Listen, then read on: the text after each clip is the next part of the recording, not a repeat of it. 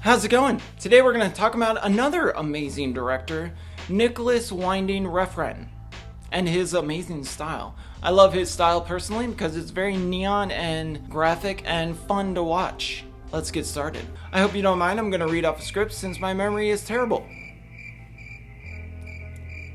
Refn's work is somewhat split into two halves. His first series of film explore underground crime networks, murders and drug dealing, often within his native Denmark ways, or his Denmark upbringing. The latter half of his filmography explores a deeper understanding of the human psyche, and more experimental ideas than demonstrated in his earlier work, while still having his foot in the door of crime drama. He has never shied away from discussing his influences that are drawn from a wide range of films. A controversial film, Cannibal Holocaust, led Refn to realize something that is very evident in later films.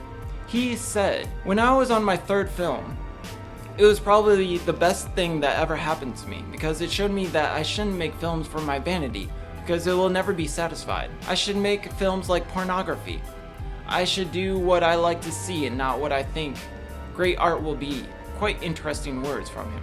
The fetishizing of ideas and motives that Refn employs in his films come from the desire to please his own desires rather than worry about critics.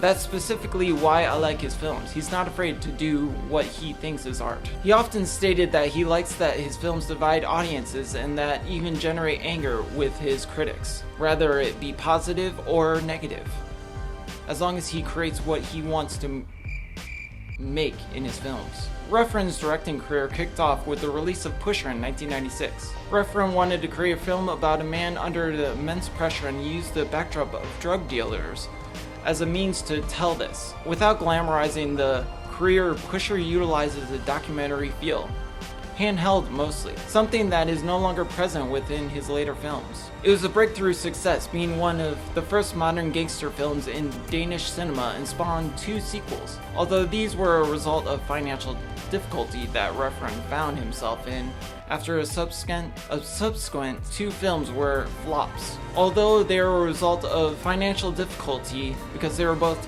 flops. Refn's next film, Bleeder, was another crime-filled affair. Starring several of the same actors as Pusher, Refn was starting to establish a precedent in his cinema output. The next step in his career was his first English-language film, Fear X. Once again, Fear X is one with crime and human fears, the latter of which Refn has experimented with many of his films in his career. The fictionalized biography of Bronson, or Charles Bronson, was next after the success of Pusher 2 and 3. It started to include some of Refn's now signature cinematography choices. A step away from the documentary-like filmmaking, Bronson is very stylized, sort of like a Clockwork Orange, using both comedy and shocking violence within the same scene, with imaginary scenes where Bronson tells a story to an audience in a theater. It deals with issues of fame and the legends and the lengths that some go to reach it, while also telling the story of the real Charles Bronson. Refn finally broke away from the underbelly of crime with his next film, Valhalla Rising, set in the 10th century Norway, that starred Mike Mikkelsen. I apologize if I'm butchering all these names. 2011's Drive was Refn's Hollywood breakthrough and his most critically acclaimed film. Despite being billed as an action film, it's mostly slow-paced and almost 80s take on downtown LA. Showcase the film's true intent, what drives people to do things they do. With the success of Drive, Refn wanted to make another film for himself, and not what Hollywood wanted him to be or put into a group. His next releases, Only God Forgives and The Neon Demon, are his most stylized, metaphorical, and controversial films, using very slow storytelling techniques with a lack of dialogue, emphasize the human conditions and the dark hearts of his characters. Refn's style of filmmaking can be broken down into the movie's subtext. He often creates stories based on inner desires that often include violence. One of the most important and prominent features of his work, however, in the use of monolithic characters such as One-Eyed from Valhalla Rising and the unnamed driver. They speak few lines throughout the film, nearly silent, but are willing to commit horrific acts to pursue their own goal. Often torn characters pushed into dangerous scenarios is a common theme without his filmography. His characters are solitary, with little connection to those around them, despite wanting to be in connection with those closer to them. Artistically, Refn's style is iconic. His cinematography often uses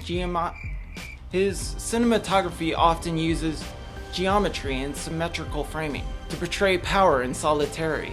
His color schemes are often a mix of neon with pale colors, really emphasizing the emotions of his characters. For example, Only God Forgives: A Tale of Revenge and Redemption is lit throughout with red lights and neon. Refn's style in films are often polarizing, which is exactly what he wants. Love or hate his work ethic is beyond comparison to others. Compared to other Hollywood glamour films, his work is very dark, yet beautiful in his styling. He brings you in with the neon lights, but brings you back down with the tone and the gore that he puts upon himself. Well, what do you think of Refn's work? Do you like his work? Is there a favorite film that you enjoy of his? I personally love Bronson and Drive. Only God Forgives is pretty good, and then Neon Demon is an excellent film as well.